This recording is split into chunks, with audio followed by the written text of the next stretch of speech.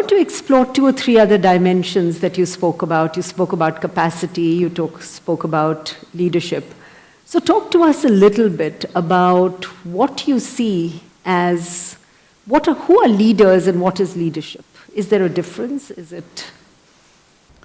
I know there's a lot of talk about leadership and wanting to become leaders. I don't think anybody should try to become a leader. It's quite obscene that I want to become a leader, that means all of you should be what? I don't know. I don't know what you would like to call yourself. It's not about you wanting to become a leader or someone wanting to become a leader. Because of a certain thing that you have done within yourself, or a certain level of observation, or a certain intelligence, or a certain experience, you are able to see something that most people are not able to see. The moment you're able to see something, then people will naturally look up to you as a leader because you're seeing something that they cannot see. And if you become a leader, there are many ways to become a leader. You can get elected, you can get selected, you can work it, you can pull other people down and become a leader, or simply people will rise you as a leader because they see that either you're able to see something or you're able to do something which they themselves cannot do. I feel this is the way leadership should happen, if you want to call it that someone is able to see something and do something that others cannot do, so everybody wishes he must take charge of the situation because naturally he will be able to do something that the others will not be able to do. So what is the quality of leadership? Leadership means once you sit on a perch, you better see clearer than others, otherwise you'll make a ridiculous fool of yourself. There's a whole, in the nation certain things have been happening. Right. Somebody sits on a perch and he doesn't see any better than you, he looks like a fool immediately. So, it is not about you wanting to sit on the perch, you wanting to see something must get you to the perch. Not because you want to be above everybody else, you get to the perch. So what is the quality of a leader? I don't think there's any particular quality. One thing is, a leader means his sense of life is beyond himself. It's not about… his sense of identity is beyond himself. Somebody becomes a leader because he's willing to think and feel and act for more people than himself. If you act for yourself, you're called self-centered. If you just act for the sake of 2 or 3 people you gather in the form of family, you are named as Dhritarashtra. There are modern names for that. If you identify yourself with the entire nation or the world, you'll be looked at in a different way. Essentially, your leadership will come from the right context depending upon what you're identified with. Because everybody needs an identity. What sort of identity have you taken will determine the context and the quality of your leadership.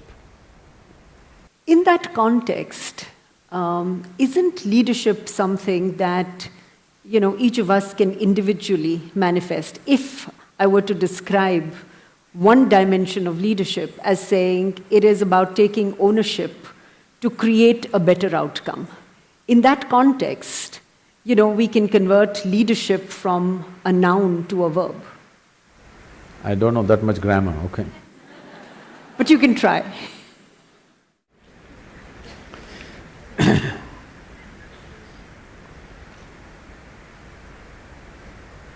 See, whatever we do, every human activity, the purpose of an activity is to produce something.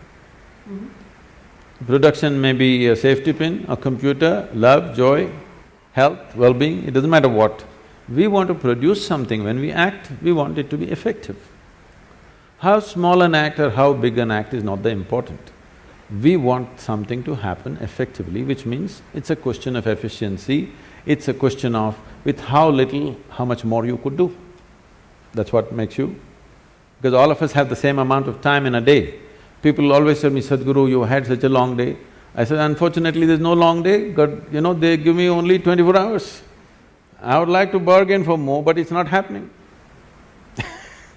You can make it more by increasing your efficiency, the way you function, including people as a part of yourself, where other people will function as a part of you so that you don't have to bother about so many things around you. In this sense, you can enhance what you do. But time-wise, all of us have the same time, we can't help it. Right.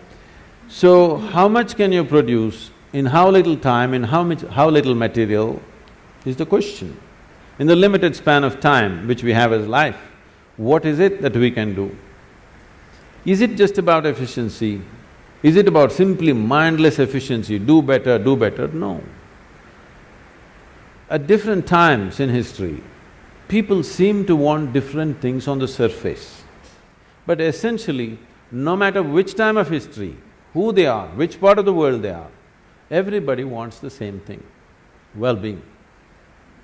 But their idea of well-being, everybody has their idea how to get there, but everybody wants well-being, no question about that. It doesn't matter which part of the world you go, whether you came here 1,000 years ago or today, 100 years later, you will see people will be still seeking well-being. In pursuit of well-being, maybe 100 years ago somebody would be going in search of water, today you're going in search of the Wi-Fi cloud but still well-being. People's idea of well-being, whatever that is, but people are only well only when something beautiful happens within themselves. They think they're going to cause it to themselves by some means. But people have been happy before the Wi-Fi came, people have been happy before the automobile came, people have been happy before all the luxuries we are enjoying today appeared. So what I'm saying is, well-being, if you're in pursuit of well-being, essentially, it is about what happens within the human being. What happens within the human being, in the name of so many things, I don't want to name all the things, in the name of so many things, what we call as family, society, and another world which we call as corporate world all these things we created, these are all different names or different mechanisms that we believe will bring well-being to us. Somebody built a family, somebody built a corporation, both in pursuit of well-being, isn't it? I must tell you this. The first time I was at Davos so many years ago, they were almost resentful. Why… what is a mystic doing an economic summit? A particular CEO who was in charge of a top computer manufacturing company, 3 months later they got sold out to the Chinese. We can guess who they were. So he was very resentful. What are you doing here? Then I told him, see, what's your business? He said, I do computers. So see, whether you manufacture a computer or a safety pin or in between anything, fundamentally this is about human well-being. The basic business is human well-being. You may do it through your computer, somebody will produce safety pin, somebody will produce a cloth, somebody will produce something else. It doesn't matter what you're doing, the fundamental business is human well-being, and that's my business too. And that's why I'm here.